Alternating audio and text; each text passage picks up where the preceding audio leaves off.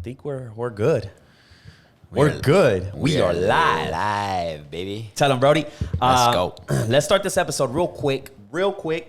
Today's episode is brought to you by SeatGeek. If you don't know what SeatGeek is, SeatGeek allows you to buy tickets from your favorite concert, favorite games, sports events, you name it. Tell them, Casey. SeatGeek. I'm telling you, if you haven't tried it, you need to try it. It's just an app. You need to have it on the phone. Do that code. They give you $20 off. Yep, $20 off. Half Court Pod.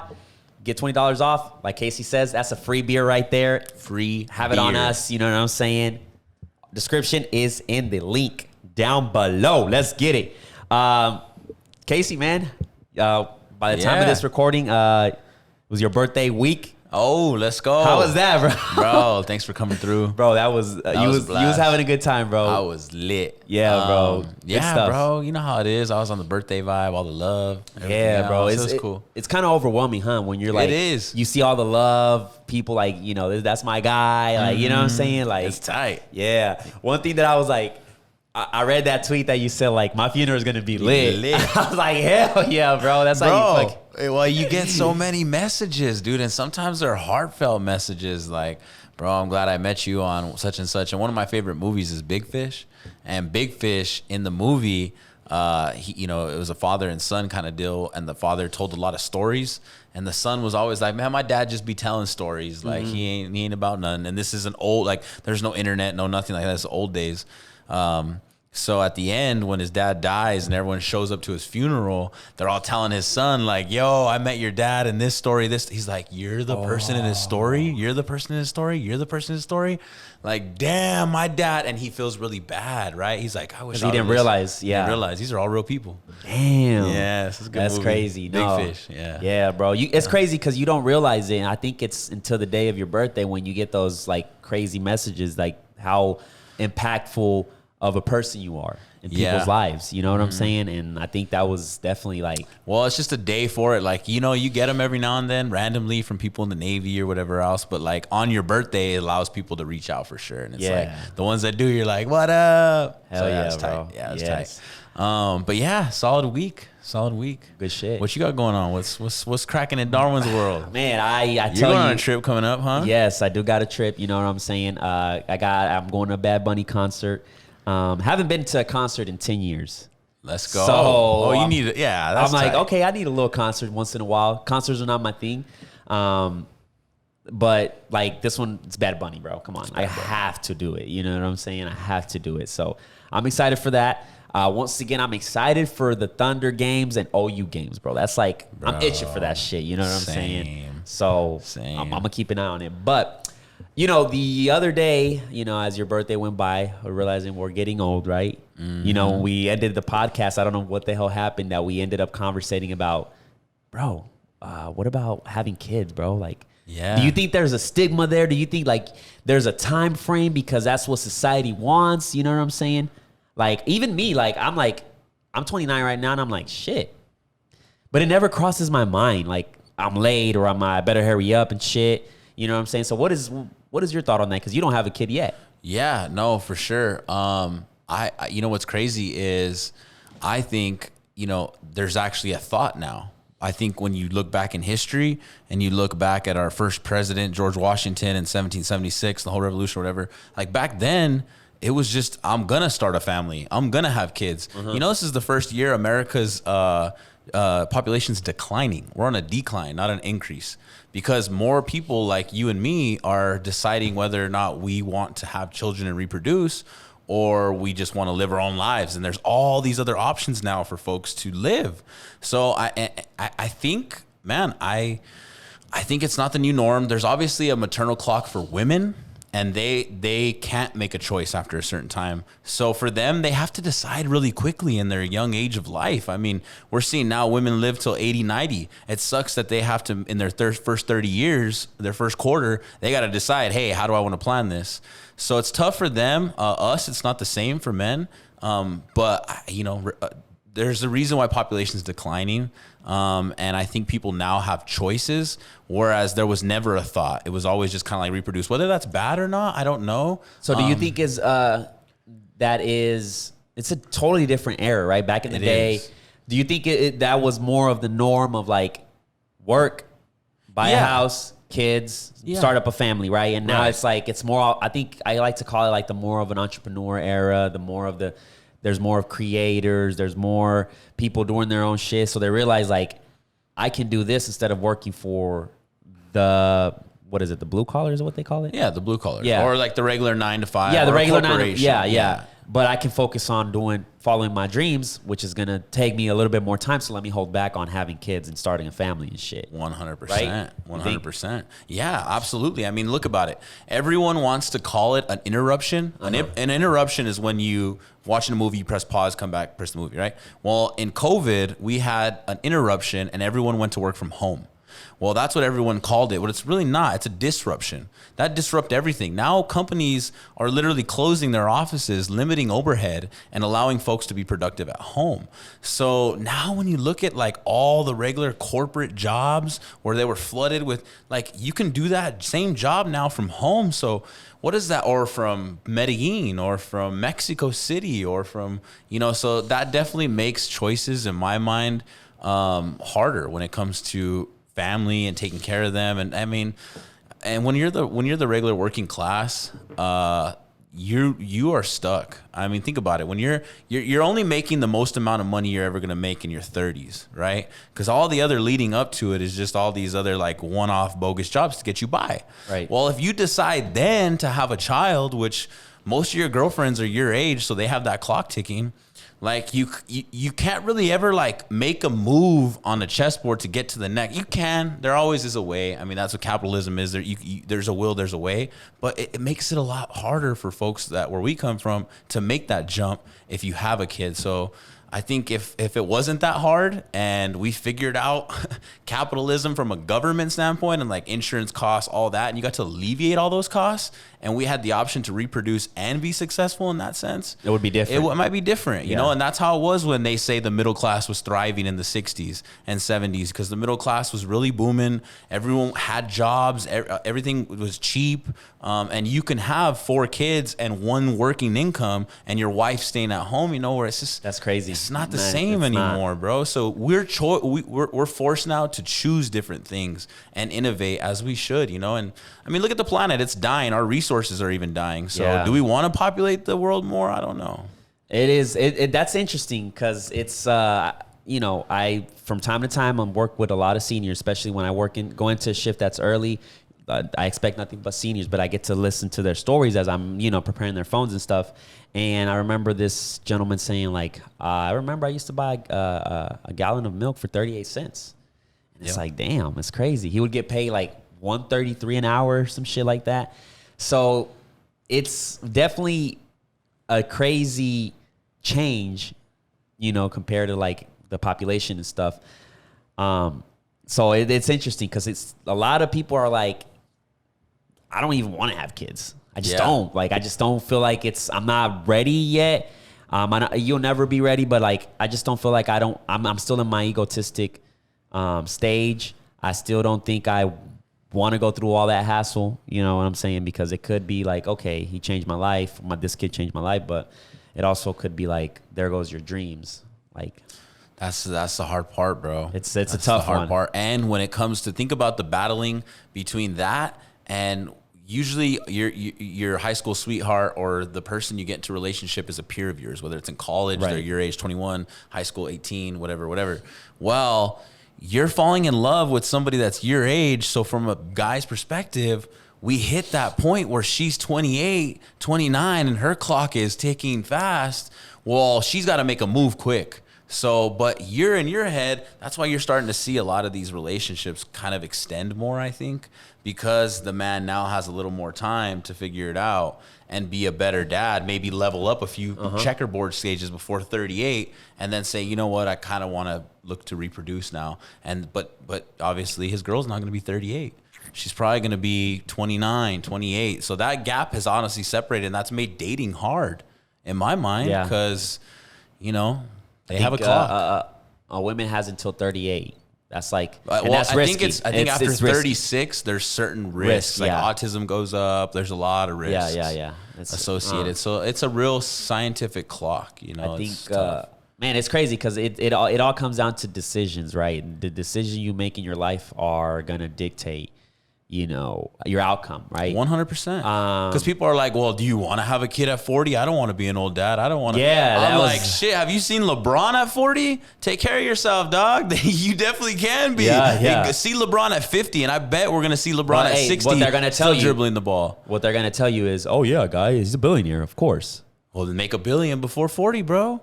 Make some money. Because I tell you what, if I get to where I'm going without no kid before 40, then I'm definitely gonna have plenty of money to buy a nanny, to make those extra incentive costs. So I'm like, go make some money then. Use your youth to make that. Yeah. And everything changes. That's only because your grandpa and your dad, they saw everybody dying at 40. They saw all their friends dying at that age. You know what I mean? It's changing. Yes. We're gonna live older, so take care of yourself, bro. Yeah. You have to take care of yourself, and you have to make the right decisions, right? We're in an interesting time where I feel like you can definitely make shit happen. Today, I went, normally every once in a while, I go to the Brahms and get my little breakfast burrito, right? There's always this old lady at the register in the drive-thru, right? Yeah. And she's always like trying to talk, small talk and stuff. But today was an interesting one because today I came in and I went through the drive-thru, ordered my burrito.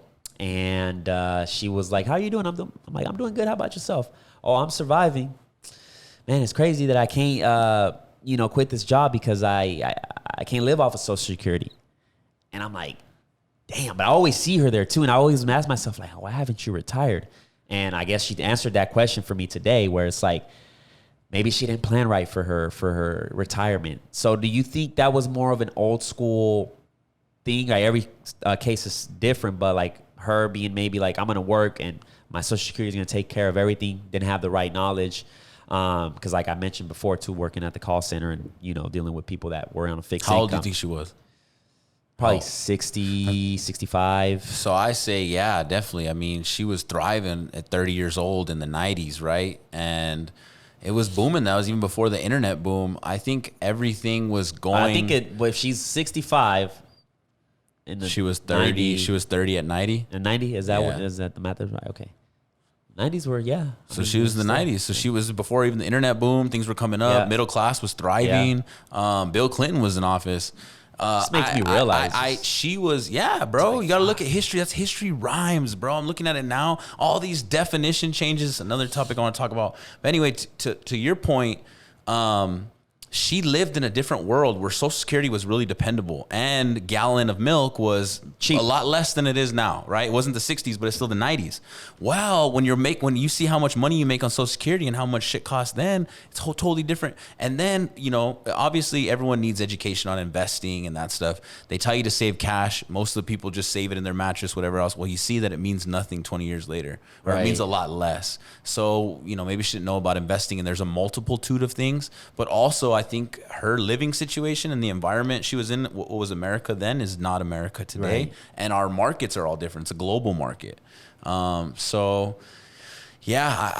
just didn't prepare. She didn't save enough. And then you think about having kids. That's why I think you need your 20s and 30s to really develop your wealth. Really make yourself stable. It's not. So we're not in a point anymore where you can start, have a family, and still be sustainable all the way at the end. Yeah. You gotta build your wealth first, and then start to figure out where you can fit the other pieces, and then hopefully have them a savings when you die. But yeah, bro, that's it. It's definitely an interesting one. And we've been talking about finance, and we want to implement it more because I think it's an interesting one. Based on what we. Especially you deal with a lot bigger amount. But I was watching a video that was very interesting that was talking about finance, right? There's a thing that says the more money you make, the more in debt you get. Do you think that's the thing? No, negative. You don't? That's the complete opposite. You don't? Yeah, correct. Think about it. The more money you make. So why is America in debt? Because, Americans, like your average American is in debt. Yeah. Like I said, the economy's changed. Okay. This is another thing that's happened, okay? So from 2010 to 2000, so we got out of the 08 crash in 2010. The recession from '08 lasted from '08 to about 2010. From there on, it was a bull market. We had 10 years of bull markets and rates dropping. We were at 0% interest rates. We were on a 10-year bull market.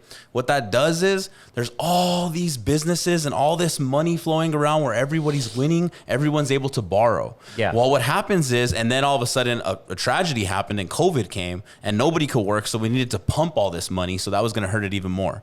Well, this bull market for 10 years, there's been all these people that have won and all these industries. And well, now you have to understand how the Fed works. So the Fed is the central bank, right? Yeah. All other banks, they bank with the Fed. The Fed's the main one. Mm-hmm. So when the Fed raises interest rates, what they do is what it allows all the other banks, the money they save with the central bank, they now get paid interest on. So every time they go up 75 basis points, our banks that we borrow from, they make more money by saving more and keeping it with the central bank. So when the Fed drops it to zero, they make no money by keeping their money in the bank. So they're incentivized to lend it to you, to lend it to me, to be careful with risky investors and still size them up, but they're more willing to lend. So now that we're doing this hike in interest rates, all the banks are going to squeeze us. They're going to squeeze us tight. They're going to keep us from borrowing. They're going to be less credit. More. While all these other industries, you just figure out, no one knows, but there's a bubble that pops in each of them. And in 2008, it was the same thing. We were going through a recession. GDP fell. The Fed was hiking the rates, and then the housing market crashed. It could be any other market. We don't know what market's going to crash, but there's been a lot of phony players, a lot of winners. And what a recession really does, if you look at the history of time, because like the Lehman Brothers, big companies, Merrill Lynch went out of business in 2008. Merrill Lynch got bought by Bank of America. Merrill Lynch is a huge name. These are billion-dollar billionaires. They go out of business in recessions. It's going to happen again here because it has to happen with the Fed tightening up. Yeah. Money just gets tightened up. It's basically the government incentivizing our banks to loan us less. Yeah. And because they said if they let us run rampant, we'll turn into South America and everything will be 22 pesos, $22 a day. Yeah. It'll For get sure, crazy. so So government's regulating us. So it hurts. So you know who hurts the most in recessions? The little man. The little man requires credit for his car, requires credit for his house, requires credit for most of your average American. Joe. Well, all that shit gets squeezed. So now all of your budgets for the average Joe just become like your family vacation next year's, everyone vacations next year are probably getting canceled. Like if you've seen it, that's why Netflix and all these companies are laying off. They're getting ready for the next 18 months. And then 18 months, they know in September, we're having another Fed meeting. It's probably going to go up another 75 basis points. Every time that goes up, it just tells all the banks to keep the money saved with the central bank because they get paid. Yeah. And it squeezes up all our credits, our lines. And we'll be interested to see what players fall. So the reason why I asked you that question, you got very technical, but it's good ass. It's got to. Yeah, for sure. I mean, I didn't even know half of that shit. So that's good. And the reason why it's like the prime example of like, I'll give you one with Mike Tyson, right? Mike Tyson had filed for bankruptcy for $30 million. Right. And this is a boxer that made throughout the span of his career over $300 million. Right. So what that tells you is like, there's definitely a bad habit of not managing your money right. Your average American, let's say somebody that's making $2,000, $200,000 a year, right? They get the big house, they get the expensive car. And it's like at the end of the year, if you don't have nothing to show for but debt, then you're doing shit wrong. You know what I'm saying? So the video kind of explained that, and I was like, oh shit. And there was a thing that says the things you own end up owning you. Mm-hmm. Because now you're a slave, mm-hmm. so you can pay that shit off. Mm-hmm. And that's how most Americans live that way. It's just 100%. And I think it's more of like, it just opened my eyes to be like, damn, like, you got to be smart with your money. Kevin O'Leary just said it. The only way you really make money is by saving money. Like you need money to make a play. And by saving money, you mean putting it somewhere where okay, so sometimes it's not, I always say don't keep cash for a long period of time, but it's okay to sit on cash for a year, right? Well, through you saving that cash for a year, you need money. You always hear this saying, you need money to make money, right? Well, if you have that stash saved away and you start to just get on the internet like I did and understand the definition of recession, look at all the other recessions before, see what shit happened, and then understand these new innovative technologies like Bitcoin, NFTs, you get smart and you use that little bit of money. And if you're just watching the play happen and you realize that, hey, this play has happened every 7 years and there's been recessions for every different reason and industries fall, which one is it going to be in this recession? And let me just have a little bit of money to hop in and apply either. And it might even be sweat equity. You don't even need money. Like if you start to understand and work harder, everyone that isn't working hard right now is going to get exposed. When all these companies do 20% layoffs, who are they going to fire first? The worst 20%. All the laziest people, all the people that are working from home, taking it chill, this recession is going to tighten up everybody, and all those people are going to get exposed. So when those people get exposed and they fail and they go on to something else, it's going to be you in there. It's going to be the hungry people. It's going to be the people producing all next year through this recession and giving sweat equity and trying things and starting things that are going to be the ones that make it and become successful. Because a lot of people are going to get exposed next year. I mean, it's happening right now, and it's crazy to see. I'm going to send you this clip. This is one of the topics I want to talk about. But this clip right here, it says the definition of a vaccine, and it has the Grim Reaper, right? Yes, and the Grim I Reaper see it. takes it out. Definition of a woman, boom, takes it out. Definition of recession. There's been tons of videos coming around, right? It's like, So what does that mean? So in my mind, I look at it and I'm like, you see all those videos coming around and say if you get the vaccine, you're never gonna get COVID. And then you see Biden and then Fauci getting COVID later because they have the vaccine. Shit changes, right? Well, now if you see all over the news, we talked about the definition of recession 2 podcasts ago, and it's 2 quarters of GDP declining. Well, now the news is saying, well, experts don't say that's a recession. Experts aren't saying. So you're saying, oh, well, that's the definition of recession. So why is media? Well, same reason why they needed the vaccine to be. Parties want to protect parties. If you're only winning in politics if you're in power, but you're not winning if you're not the senator that year, the other guy's winning. You know what I'm saying? So you have to limit it. You have to calm it down. Well, now we're going into midterms in November, and that's a very important time in the 4-year span of a president. And everyone's going to look at what party's doing well. And when you look at the Democratic side, it's sad that these politicians have agendas and hide the truth through media to our people. So now our average Joes are saying, well, are we in a recession? Are we not in a recession? What are we? Well, by definition, yes, we are. Yeah, I mean, but you look back, and the reason why I look at this thing is I'm like, well, all these definitions have changed. So you need to understand these things, and that's why I think people just need to get more educated. And it's allowed me to, what we just talked about earlier and sprung that conversation is, like it allowed me to figure out what a recession is and how I can benefit from it and how others have benefited from it in the past. And so people just need to get educated on it, you know, but it's to our country's fault. I mean, we're putting out there wrong information, and they're trying to change the definition of it. We've done that for decades now. I mean, it's just what the media is. I mean, that's why thank God we got the internet. And we got people that are, very educated, that are putting, giving us the best advice possible. There's a lot of YouTubers out there too. Check this out, bro. That's perfect. I just saw a podcast with Gary Vee in Romania. It's a couple days ago. He's in Romania talking. And he's in Romania, and the question you have for Gary was talking about decentralized applications and something that content's free. He said in Romania, there is going to be eventually, I believe it now firmly, a decentralized creative platform for people to come on, a YouTuber that's not controlled by anybody, right? So I started to think about that, and all of a sudden he's confident. I've been listening to him talk about this subject. Because when I asked him that question, he was like, confident. Governments, blah, blah, blah. This, remember? Yes. Yeah. Well, now he's completely confident, and it blows my mind because one thing just happened, right? Elon Musk just backed out of the Twitter deal. Yes. He was so confident, and he's a man that wants to change humanity. What the media said and what he's saying is that they didn't meet his expectations of data, and he's able to back out of the deal in that regard. Look, if you're an entrepreneur and you want to change shit, and he's a person that wants to change something, and he's a person that's resilient and hasn't gave up multiple times, if he wanted and he knew Twitter was going to be a decentralized place and a freedom of speech for everybody, he would have went all in and kept it. Why didn't he? Are guys like Gary Vee, all these big guys are on messages with each other, Cuban, all of them, are they saying, hey, Elon, you're an idiot. Fuck the government. Fuck Twitter. You can just create your own in the Decentraland in about a year with $3 billion. Why are you going to pay $66 billion for this? So my whole thought is like, if he wants to really be decentral and free, is he thinking blockchain is going to come up and we're going to create it that way? And why am I spending $66 billion on Twitter? That's a good one. Yeah.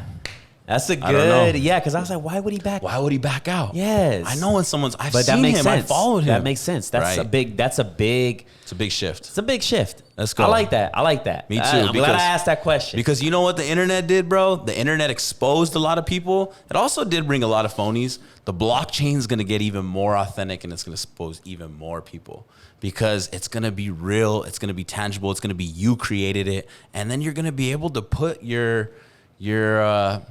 can create an NFT and you're going to be able to put it out there with royalties and people are going to be able to say, I want to subscribe to that content and it's going to be easy for them. I'm excited, bro. Yes. But yeah, maybe that's why Elon backed out. I don't know. Good shit, bro. Good shit. We're going to definitely tap into more, I think, finance and stuff.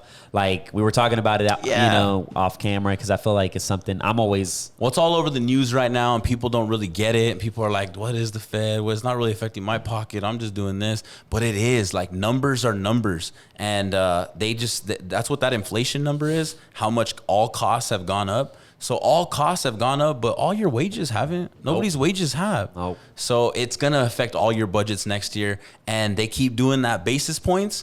If you want to understand what the Fed and by adding basis points allows other banks to do, just get on YouTube and look it up. And it gives a little cartoon version. It shows that it basically incentivizes all the places that lend us money to keep their money, not to lend it.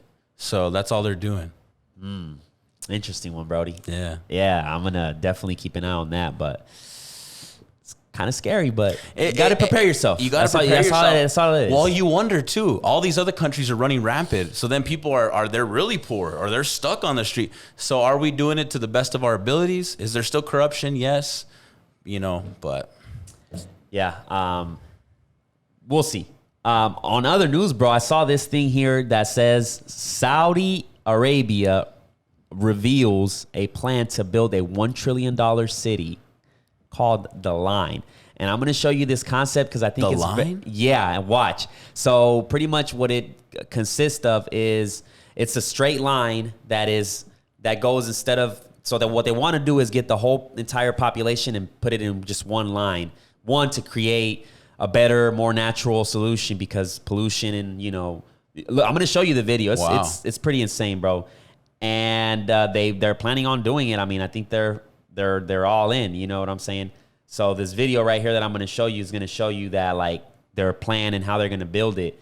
And I'm curious to see how it ends up turning out. You know what I'm saying? Because that's So look at it right here, bro. Look at it on the screen, right? You can see it right there. We'll put it here on screen. So I don't think it has.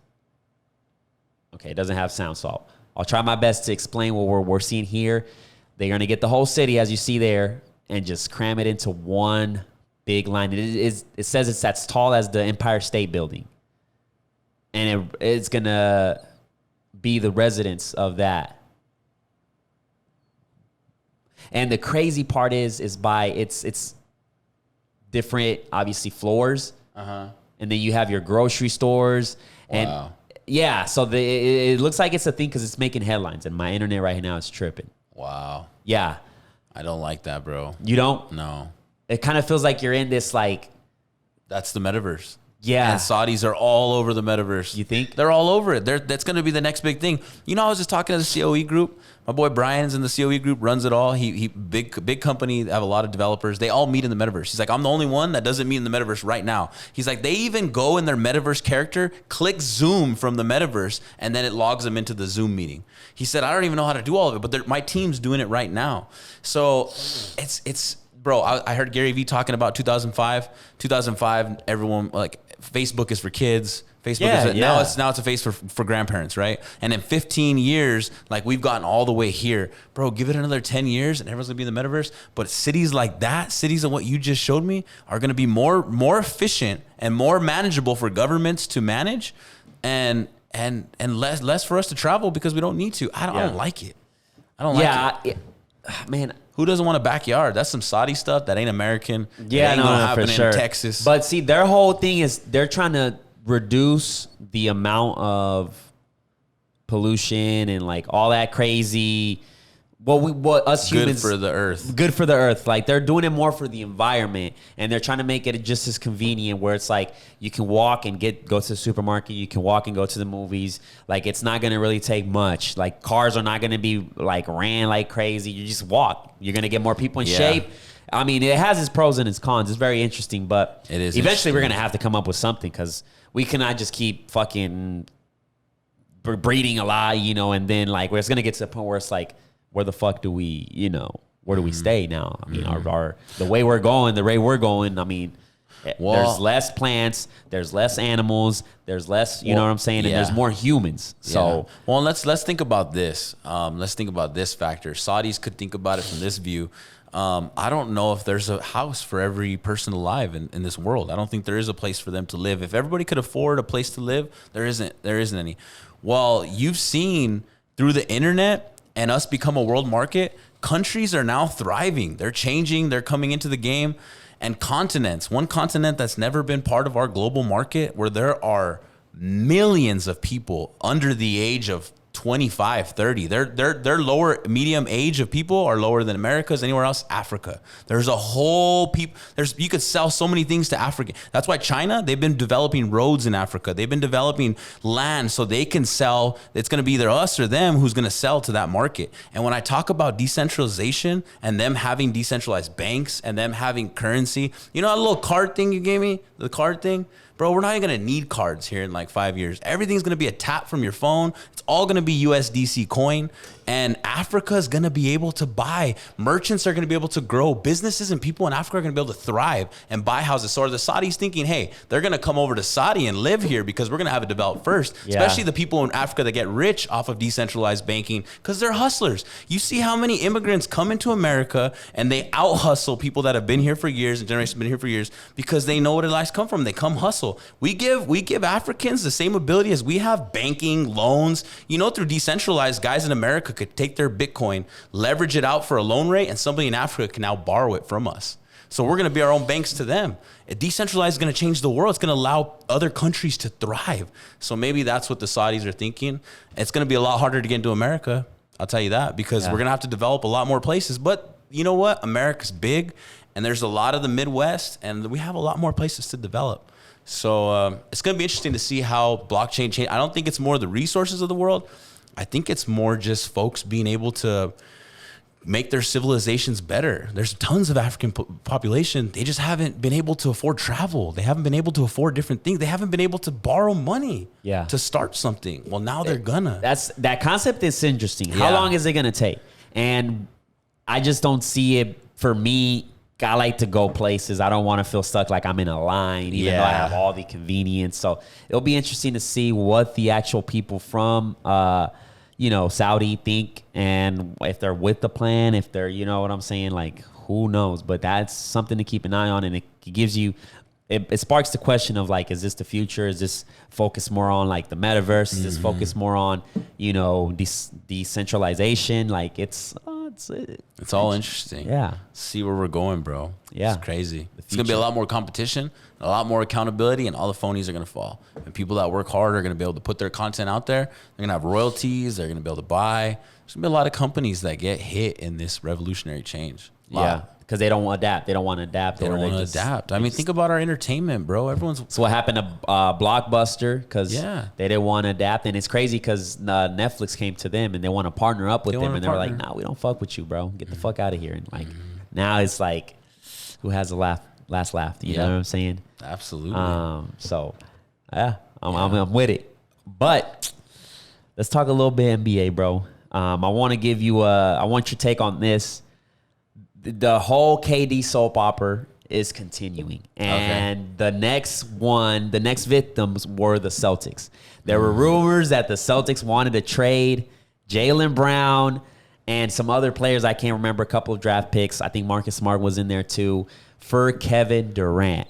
Now, if you are Jaylen Brown, do you feel disrespected because you are a player that gave it all in the finals, where you were the best player on your team? You know what I'm saying? If you had won that title, you would have been Finals MVP for sure. Do you feel disrespected, or do you feel like, oh, this is a compliment for me because I am just as valuable as KD? You get what I'm saying? Yeah, I mean, that's all his perspective, to be honest. If he's a positive person, it's a business, bro. If you're Jaylen, well, that's business. the thing. He tweeted shaking my head. Yeah, to the it's rumors. gonna hurt him. If I'm an owner, I drop the ball. If you didn't have what it took to make that deal happen, it should have never got public. You should have never let it leak. If they weren't willing to make a deal, it should have never got out. You messed up ownership. Now you messed up team chemistry. Now people got chips on their shoulders. You better do some serious damage control, or Boston ain't gonna play like anything next year. KD, I don't know, bro. So do you feel disrespected if you're Jaylen Brown? No. No? Not me personally, because I mean, I would come from the perspective of like, look, I'm making millions. I understand as a business, like, they don't think I can perform. I'll go perform somewhere else. You know what I'm saying? But like, if I'm Jaylen Brown, I'm like, man, this is the third time y'all put me in trade rumors. Y'all been wanting to break me and Tatum up. All right. You know what? When my contract is up, I am out. I am not going to put my all in an organization that's just going to keep putting my name in trades, because I'm not about that. No player wants to get traded. When's his contract up? I don't know. I think 2 years from now. 2 years? But there's no point. But there's a pattern here, though. If you look at it with the Celtics, there's a pattern. You know, you look at the Isaiah Thomas situation. This is a player that was literally an MVP candidate, top 3 that year. His sister died in a car accident, if I'm not mistaken. He still played that game in an important NBA playoff game. And then he gets an injury that wasn't too bad, really. It just needed time. And they ended up he was very close to getting a multi-million-dollar contract. But to Boston's credit, did they dodge a bullet? Because I didn't see Isaiah after that. Yeah, for sure. But then again, it's like, you know what I mean? Do you reward him at least for giving? It's a business, bro. You know what I'm saying? Business is tough. Even with Kyrie went to the Celtics. He was like, this organization ain't it. I'm out. That's probably why he left. Yeah. So it's a pattern. There's a pattern. So if I'm Jaylen Brown, I'm out. That's why they always say, you know who always says it? The number one fan I know is David Hatton. He always says, organizations that win will always win. And it always starts from the top. It always starts from the top. And if ownership can't get it right, they can't figure it out, they're going to mess everybody's brain up, and they're going to be a hurt, chip on their shoulder, they're going to want to leave. Boston's messing up right now. Boston's down bad. Yeah. And that you're right with that, because what that does is create kind of attention. All of it. And he's going to be pissed. He's going to be like, why would the fuck do I want to ball out for these guys? And I got 2 years left. Now they're figuring out. And if I'm the Nets, I'm like, yeah, let's make it happen. Let's make it happen. I'm like, let's make exactly what just happened happen. Let's mess all that up, and let's come back to the negotiating table with more. You know what I think? What I think the Nets are doing here with they're playing hardball. It's hope. No, they're asking a lot so they can keep Kevin Durant, which I think it's his best interest to just stay with the Nets. But they'll go to, let's say, the Suns, right? Oh, KD's he wants to go to the Suns, but we want Devin Booker. We want this. We want that. We want boom, boom, boom. And it's like, no, that's too unrealistic. KD is good, but he's not worth all that. And then when you say like, hey, KD, I'm the Nets owner. I requested the trade, but they didn't want it. So nobody wants to play with you, or no, you know what I'm saying? So it forces him to stay there. Mind you, he has 4 years in his contract. So he really, if the owner wants to, he'd be like, bro, you signed this contract. I paid you for the first year to be sitting down because you were injured. I still gave you a fat check. So now you got to play for me. Yeah. You're under this contract. You know what I'm saying? So I don't know. I think personally, I'm tired of this soap opera. I think best case scenario is for just KD to stay there, figure it out. Even with or without Kyrie, they still are a good team. Facts. They still are a good team. You can figure it out. And you're in New York, bro. Take that city by storm. You wanted to go there anyways. Yeah. Like, it's not like you got traded. Bro's disappointing me, man. Yes. Bro should not come back here, though. You don't think? No. That would be the... No, I want the Twin Towers, baby. The Thin Towers. We got in that new school wave. Oh, I'm excited, bro. I'm excited for those Thunders, bro. Me too, bro. That young squad with Giddey. Shit. That's a triple-double machine that in the making right there. And then we got Shea. Giddey. Yeet. Yeah, I'm gonna keep an eye on that. So, Zion Williamson's new contract. Zion, let's go. It has a very interesting thing he cannot do, which is he cannot gain weight. If he goes over 295, he's losing money. I'm like, you're lying. Damn, did he get that big? Bro, It looks boy like likes he to did. eat, huh? I don't know what. I fuck with Zion. I like to eat too, bro. I think what if it. If it hinders your money, But I you think what better really figure it happened is out. like he got injured. He had to sit down, and he's like, "I got all this money, so I can eat whatever the fuck I want."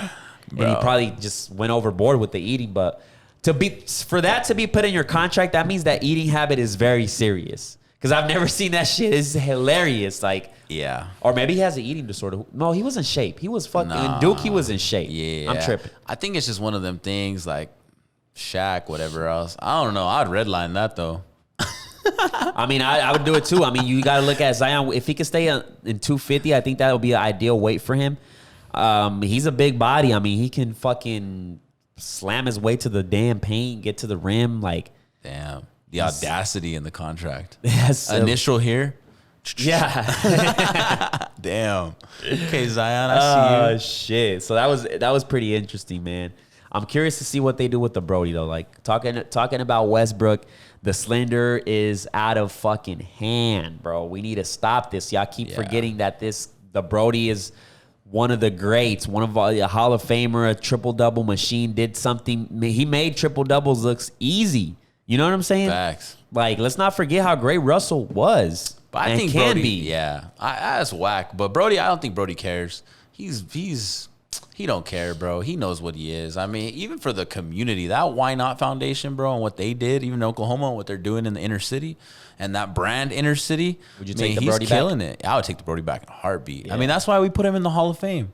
We would have put KD in the Oklahoma We're Hall of definitely Fame. gonna put his He would have jersey been in up. there. Oh yeah, he's now in Oklahoma Hall of Fame. Yeah. We would have put KD in that too. He would have been right there with him. But you know, Oh, he KD's did his not? dirt. No, hell no, he's No? not. You And don't I'm think he glad deserves he's it? not. No, No? He bailed on us when we needed him the most. Yeah, that's true. When we needed him the most, he was out. And the Brody was here, and he battled with us, and he's on a career path. You don't know what's going on in the Brody's life. I think he don't care. You're a legend in my mind, but I do hope you get like a couple like I want you to get a ring. I want him to get a ring. It's important. I want to get a ring. It's a big stamp right there. Yeah, I hope he gets big a ring. milestone. Mm-hmm. Okay, I got one, and we'll close the NBA topic here. Start bench cut. Start bench cut. I don't remember if we talked about this one, but I'll throw it out there and you let me know if we did, but I don't think so. Start bench LeBron. cut. No. Oh, okay. Start bench cut. You have Paul George, Jason Tatum, Devin Booker. Who you start, who you cut, who you bench. Starting Book. Okay. Wait, like on Book. Okay. I'm putting George on the bench. And You're cutting Tatum? yeah. I just love George. Sorry, George, you're cut. I do love him. Okay. Say the lineup. All right. Say the lineup. So I got Book starting. I got Tatum on the bench. And George, you're out. Damn, Brody. So I have Paul George starting. Wow. I have Jason Wow. Tatum on the bench. And I'm cutting Booker. You cut Book? I'm cutting Booker, and this is the reason why. Bruh. These two players that are starting and benching, that I'm benching, they're two-way players. And I'm a big two-way player guy. Like, I believe in I do defense. like that defense. Booker does not have defense. He can score, but I think both of these players, Paul George and Tatum, can score, and they can defend. We all saw what Jason Tatum can do to Kevin Durant defensively. He can bother. Like, Kevin Durant's like, fuck, let me pass the ball because this motherfucker can guard very, very good. He can defend good. Yeah. And we all know that PG is one of the great two-way players. And if you team him up with Kawhi, we know how dangerous them two can be defensively. I think Kawhi can be dangerous. I But he think, wasn't we part. forget Paul George definitely has defense. He can two-way play, yes, because he has defense. But let's not forget where the offense is gone. The offense is gone in the trash, my boy. Have you seen his last stats? I mean, he played horrible good. He from played the three no. line. He's been horrible. Look, when I would go between Tatum and Book. Don't throw my guy Paul George. Hey, George, No. he asked the question. I didn't put you out like that. No. I would have threw But somebody else in there. well- But what I'm saying is Tatum and Book, they can go either way. Tatum and Book can go either way. That's a valid argument. George does not belong in that conversation. Yes, I'm he does. sorry, my yes, boy. he does. PG is the You're gonna come back. You got a lot of PG history, but PG not right now. is a player that can offer you everything from three-point shots to mid-range to getting to the rack. Let's not forget about Paul George and how great he was. He had a great season here in OKC.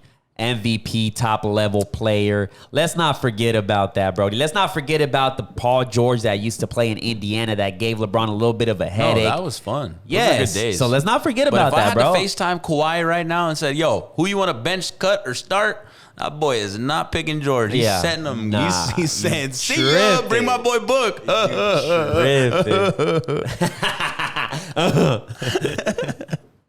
that was a good one. That was a good debate. Yes, it's an interesting because they're similar players. Yeah, especially Tatum and Book. The only thing that the only flaw I see in Book is his defense. If he can improve that, it's like Luka. Luka's my player. Luka's my guy.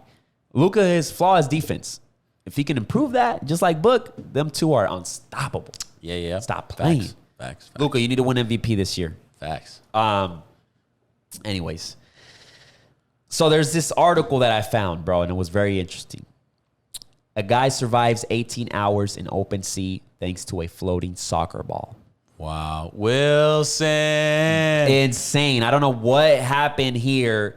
Very interesting. I guess the current is fucking, it's dangerous. Like, them waves can pull you back. Yeah, so he was, I guess, just swimming and shit, and like he let the thing pull him back, and he was getting tired. But then I guess two kids were playing on the beach and they just kicked the ball, and I guess it was two kids, like it was their ball, and the ball was half inflated. So the guy saw it, he was trying to survive it, and he found the ball and he hanged on to it. He was hanging to the ball for 18 hours at open sea. Like, how fucking scary is that, bro? Wow, that is scary. I mean, and like, how did they find? Who found? Did the kids went to get somebody? Or what? I guess the friend was like, "Where's homie at?" And then like, they were like, "Oh yeah, we gotta report him lost," and they reported to the rescue team. And 18 hours later, they find him. Wow. Thanks to that, he was like, "If it wasn't for that floating ball, I would be dead." Wow. Yeah, bro. Like, what was? Oh, man. It'd be hard to survive. You can survive still. What's the taxes they teach you in the Navy? Like, if something like that happens? Well, it's a little different in the Navy because you have a uniform. Not everyone's going to have the same uniform. Everyone on our boat wears coveralls. We wear coveralls. Oh. So when you wear coveralls, our procedure is to grab your coveralls, you go and you blow in them, and then you tighten up your neck, and it makes a little air, okay. And you hold the air bubble and you float. That's a tricky one, right? That's our tactic. I remember now you say that, I saw one with jeans. But then, like, when you go to the beach, you never wear jeans. Who goes in the water? Beach? Yeah, exactly. Yeah. It's tough. You need to learn how to swim. That's why. But this is a statistic that they say a average person that's fit can only survive for 4 hours before they start getting tired. A real fit person apparently survives for 10 hours. And a person that's out of shape, only an hour or two or some shit like that. Oh, wow. Yeah. So he had about 4 hours before you start getting tired and fatigue starts kicking in, and you're like, oh shit. It's true. Yeah. You gotta, I mean. But okay, so let's say, to give you a hypothetical situation, let's say you're in a battle, right, in an island, and you get knocked out, right? They kidnap you, take you on a boat, they take off your clothes, all you have is your boxers, they throw you in the water. What is the best, they teach you that? Like, what's the best way to survive? Yeah. If they throw you on open sea? So if it's open sea, you're kind of, are you tied? If you're tied together, no, let's say now you're not tied. They just threw you out there. Oh, you're good, bro. Just go swim, man. Look. Is there like a strategy not to get too tired? Like maybe float a little bit? Yeah, I mean back float for sure. But think about it. I mean, it's common sense. You're in a stressful situation and your energy is depending on you staying afloat. You have to completely, when you calm your heart rate down, you burn less oxygen. And when you need to relax, you just relax and you stay calm. So the more calm you could be in that situation, I know it's hard. It's easier said than done. But yeah, you got to stay calm. So the only thing you do is, I was prepping for it because in BUD/S you do drown proofing. So drown proofing is where you handcuff your hands behind your back. You don't handcuff, but you zip tie them. And it's a zip tie where you can technically get out on the training ones, and you zip tie your feet too. But you go in the deep end, it's like 16 feet. So if you get dropped in like a river or a lake, which usually happens, it's not the ocean. Well, they drop you in the lake. Well, when you blow out, you ever jump in a pool and you don't necessarily hit the bottom, or you try and like go underwater, but you stay floating and holding your breath and you're floating on top? Yeah. Well, when you drown, when you go in, if you stay calm and you go, the only reason you float is because you have air in your lungs, and your lungs are like airbags. They're full of air. When you blow out and you have no air in your lungs, you sink straight to the bottom. So what they teach you, that's why they handcuff us. We sink straight to the bottom going, as soon as our feet touch the bottom, we stay calm and we jump up. and then you dolphin up, and you go, and then you go, and you literally drowned again. And you come back up. So you can survive in a lake that's 20 feet if you just hold your breath, blow it all, sink to the bottom, and keep jumping back up for more air. You can literally continue surviving for however long you get tired, right? But open sea, that's the different Open seas a lot. Well, and it depends if the seas are choppy. Yeah, I mean, I've been out there where it's calm as the water and nothing can. You know what I mean? Been out there where it's like, yeah. So, but yeah, if you put yourself in stressful, I mean, any environment, just keep calm, bro. Anything, right? A fight, an attacker, stay calm, and then I mean, hopefully look at like some kind of self-defense class. Like, self-defense needs to be better for like women. Women need more access to like self-defense moves. You know what I mean? Yes. I got this real quick. I want to put it out there, and I think we could close this podcast. But here, listen to this. This is a skit, but it's pretty interesting. Listen to it. Because I cheated one time, that make me a cheater? Yeah. So if I cut hair one time, that make me a barber? It's just a little skit. He's arguing with this girl. So if I cheat one time, does that make me a cheater? A cheater? If I cut hair one time, does that make me a barber? And it's just funny because all the reactions, people are like, wait a minute, let's think about this now. You know what I'm saying? Facts. 100%. That's that whole thing. People change, man. What do you think, bro? What do you think? That's exactly what it doesn't make him. Yeah. You can't get defined by one moment. Moments don't define us. You think everybody deserves a second chance? 100%. Yeah. If you're defined your whole life on a moment, whoever's defining you is you. It doesn't matter. It's irrelevant. Like nobody should be defined on one moment, unless that like you're taking someone's life or something crazy where you change other people's lives. Like I always say, if your life changes another person's life, I think you should be affected by that. But yeah, no, you can't be defined on a moment. Whether it's cheating, whether it's lying, whether it's, I mean, shit happens. I mean, as long as you get to the root cause of why that person lied to you, and sometimes you dig deep and you're like, damn, they were just insecure. Like they were lying because they were just afraid to tell me the truth and it wasn't that, you know what I mean? Or whatever it is. Like, but yeah, no one should be defined on any given moment. Good shit. Yeah, I believe that. I definitely believe that, but found it funny and I was like, that is funny. Yeah. Anything else you want to add, Brody? Yeah, you want to talk about? What else? Let's see. Not much, man. I get out there. I was posting a lot about NFTs today. Gary V, shout out Gary V. Raised another $50 million. That means he raised. This is the first time he's raised money. That. He's raised money, right? So he raised $50 million, right? So obviously he made the sale. I think he made like $45 million on the sale, and then he's made like another $90 million total, I think, in resales from like I saw last year, right? Well, so I know that money helps like fund the VCons, 3 VCons coming up, and all that. Well, obviously he's trying to grow this IP. So they said he's going to either launch a movie. There's a movie in talk. There's a couple cartoon lines that are in talk, some kids books.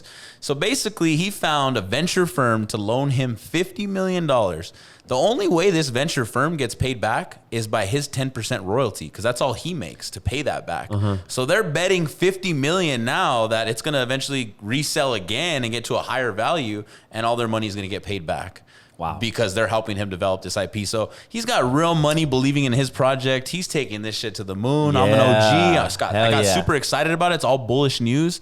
So because you haven't sold anything, right? I anything. I remember you was saying that you were going to sell one of the. I was thinking about selling the V2, that's what I was going to say. Oriented oregano, but the market started to go down after that. So there's no reason. It kind of yeah. All it makes me think, bro. He needs that $50 million, right? They're gonna get that $50 million back on his 10% royalties. Right now, I got 223 VV NFTs in my VV, and they're all 6.5% to Disney because Disney owns Marvel. Disney's gonna get that 6.5% here soon, and they're gonna use this to engage with their communities. When the laws are clear and NFTs are on Instagram and everywhere else, Disney's gonna move, and they're gonna move fast. They're gonna need anybody's $50 million. They're just gonna make it happen, and if this company can get paid off his 10%. Imagine what Disney's about to make on their 6.5% when they start to incorporate it in their metaverse access. Or they're already saying it. They had Comic-Con. Comic-Con, my little American guy. Yeah, he was up there, bro. I saw that. He was up there, and that day he got bid up. He went all the way up to like $60 again, and now he's back down, right?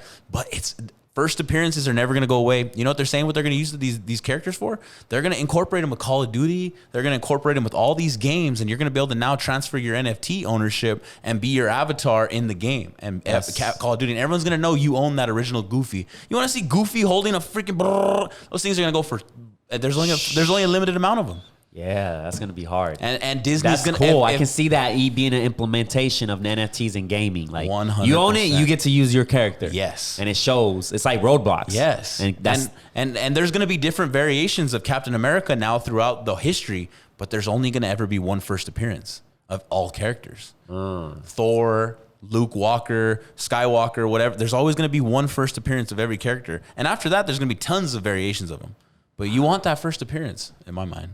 Good shit. Yeah. So that's been a big thing I want to talk about. Like, get curious about it. I mean, if companies are lending guys like Gary V's early, he's going to pay it back on his 10%. If Disney has a 6.5% royalty to some of these NFTs, think about what they're going to do with that. Yes. So, good intake. We're going to definitely be covering that. More topics. We're coming out with the heat. So y'all never forget to subscribe. Hit that subscribe button. Comment down below. Engage. You know what I'm saying? We're trying to build a community. You know what I'm saying? So half court, baby. Half court, baby. Catch y'all on the next one. Peace. Sheesh.